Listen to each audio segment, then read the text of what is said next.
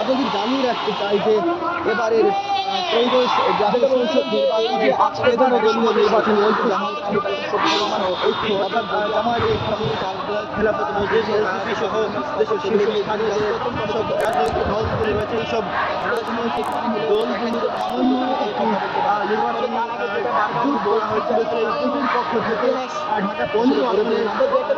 সংসদ সদস্য নির্বাচন করছেন জামায়াতে ইসলামীর আমির ডক্টর শফিকুর রহমান এবং তার সমর্থনে এই মুহূর্তে সেটা আসলে রেকর্ড বিশাল নারী মিছিল করছে জামায়াতে ইসলামীর এবং কর্মী সমর্থকেরা। আপনাদের সাথে জানতে চাই যে আজ সিলেটে জামায়াতে ইসলামীর সমাবেশ করার কথা রয়েছে এবং সেখানে জামায়াতে ইসলামের আমির ডক্টর শফিকুর রহমান তিনি অংশগ্রহণ করবেন, যার কারণে তার সমর্থনে এই বিজ্ঞাপন অনুষ্ঠিত হলেও সেখানে জামায়াতে ইসলামীর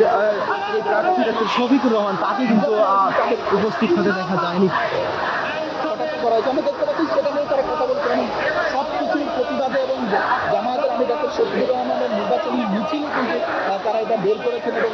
যেটা মিছিলটা বের করেছে আসলে সেটা আসলে কল্পনারও বাইরে বিশাল বড় একটা মিছিল বের করেছেন রাজধানীর দিকে।